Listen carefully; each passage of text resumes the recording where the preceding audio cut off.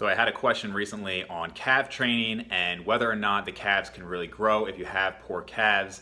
Unfortunately, this is something I am intimately familiar with, and so I wanted to talk on that and give my opinion. So when we think of the calves, we're really thinking of the gastrocnemius and we're thinking of the soleus. The gastroc is more on the outside, the soleus is more interior, and even though actually both are predominantly slow twitch, the soleus is more slow twitch, and typically if you're talking about exercises to work them, any type of calf extension is going to work both, but people will say that there is an emphasis on the soleus when you have the seated calf raise versus emphasis on the gastroc when you have straight-legged calf raises. People will also talk about maybe doing more explosive reps and lower rep ranges when trying to emphasize the gastroc versus higher reps and maybe slower and controlled for the soleus.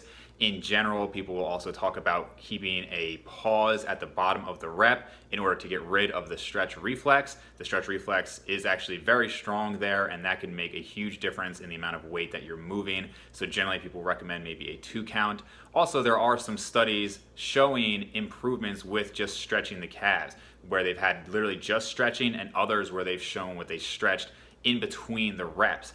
There's a very famous study now that showed bird wings having weights hung from them and showing dramatic hypertrophy from that. So I would agree that stretching the calves can be helpful in that regard. However, that's really not what I wanted to make this video about. There are a lot of other videos out there on how to train the calves if you're really interested in them. Like I said, lots out there. What I want to talk about is, can we really grow them that much? If you have poor calves, can you ever have really good calves? And I'm probably going to have a different opinion here than what you're going to hear a lot, because one of the things that I enjoy about this is that this is something I don't really do for money. It's just something I like to do for fun, and because of that I feel like I can just give my opinion regardless of what it is. And I notice a lot of people, they will put out this message that you can do X, Y, or Z, even if it's not really completely true. They will emphasize certain things because it's motivational. You go to a channel, it's motivational to hear that you can do all these things. And I think that you should always have goals and you should always strive towards them. But there are always also going to be limitations. And so a lot of people know or have heard that calves are the most genetically determined body part. And I would definitely agree with that. I've seen unbelievably impressive calves on people who have never worked out a day in their life. And I've seen numerous pro bodybuilders who have very poor calves. So why is that? I mean, obviously there's a genetic component. There's some speculation that, they say when people start using steroids, their traps and their shoulders grow the most because of the androgen receptor density in those areas. And then as you go lower in the body, the calves have less androgen receptors. I'm not sure if that is the reason, but I would say certainly there's a huge genetic component. Now there's another story that Arnold Schwarzenegger, I don't know if he told it or other people mentioned it about him, but it was said that he had very poor calves, and so he forced himself to wear shorts to the gym every day in order for them to be exposed so that he'd almost be embarrassed by it. So then he'd have to work his calves really, really hard, and they went from being one of his worst body parts to being one of his best body parts. So I'm definitely going to include some pictures here, but I would love for somebody to show me a picture where Arnold Schwarzenegger had proportionally terrible calves and then proportionally amazing calves. And the pictures don't exist because it's just BS. It's a great story, but it's not reality. And just generally speaking, muscle groups tend to grow proportionally. So if you look at somebody who was, just starting lifting and maybe they're 3 or 4 years into it, they're a bigger version of themselves. At 10 years, they're a bigger version of that. But generally speaking, you don't see somebody who went from really having strong triceps and a strong chest to all of a sudden having weak triceps but really strong back. Generally, people grow proportionally. Now, I have seen some really impressive transformations. Maybe somebody had weaker arms and after years and years they brought them up. I've seen some really impressive back changes too, but generally they grow proportionally. And so I think that was the case with Arnold Schwarzenegger. And another example that I've seen brought up is with Jeff Alberts from 3DMJ. Now, I like Jeff Alberts a lot. He's been on this channel. Hopefully this isn't, starting anything negative, because like I said, I have a really high opinion of Jeff and I'd love to talk to him on this topic as well. But there's a transformation picture shown that has his calves, I guess, I think it was like 1988 and then more recently. And there's a huge difference in this picture, right? But my perspective on that is a very impressive change, but everything else also changed, right? There were huge differences.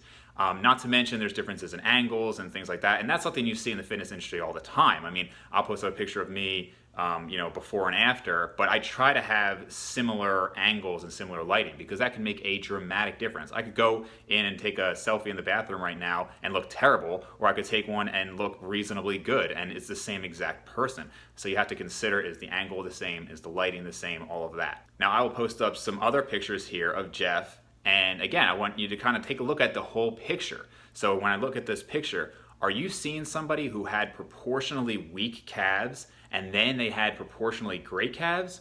Or did you see somebody who had fine calves and then they also still had like pretty good calves? I mean, Jeff is a very impressive bodybuilder.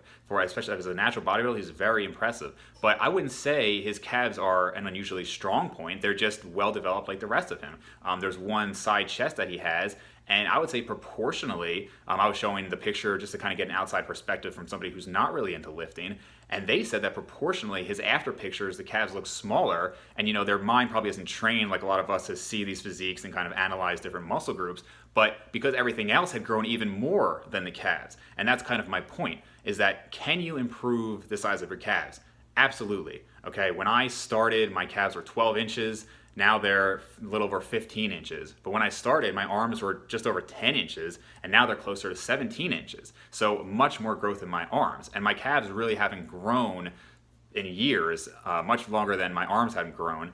And they're also very proportional to body fat. After probably about 12 years of just completely destroying my calves with every method you could think, I've done super low frequency, super high frequency. I mean, I literally was at a point where I was doing like hundreds of reps a day just to see if it would do anything. And then I dropped down a lot. High reps, low reps, everything you can imagine. Crazy intense stretches where I would literally hold a stretch on a weighted leg press for 5 minutes at a time, just like blasting music just to try to get through it. Torture them. And I really didn't see a difference. So I decided, okay, let me just not train them at all, just to see what would happen, because I figured if I lose some, I can get it back. So I didn't train calves at all for about 4 months, 3 or 4 months. And I was actually in a calorie deficit during this time. After all that time, they did not change at all. Then I thought, okay, maybe I can train them again. They'll be resensitized now. I just held on to the muscle well. So let's see how that works. Started training them again. No change. Still, over 15 inches, but really no change at all. And so I do think that my case is particularly stubborn, but I don't think I'm alone there. I think that's a lot of people. I don't think that you should take this as to not train your calves. I think there's other reasons that you should, and I think you can improve them. Like I said, I don't want this to be this negative message that you can't improve at all, because you certainly can. I just think that it's going to be proportional to everything else. If you want bigger calves, train your calves, but realize that they're probably going to grow proportionally to everything else. And if you have genetically really weak calves, they're probably never going to be a strong point of yours. You can probably bring them up, but it's very unlikely you're going to have calves like Dorian Yates or Ben Pekulski if you have very high insertions, which is another point as well, how they insert, things like that. So I would love to hear your comments down below if you have experiences like this, how your calf training has gone, and if you've seen improvements at the same body weight proportional to everything else. If you go back to my neck training video, something I had mentioned was that what was great about it was when I finally did start training neck, obviously I don't have this very thick neck now, but at the same weight, my neck improved by a full inch. I've never had anything like that with calves, and I really haven't seen too many people who have just improved their calves. But if you have a story about that, I'd love to hear it. Maybe there's something that I haven't seen.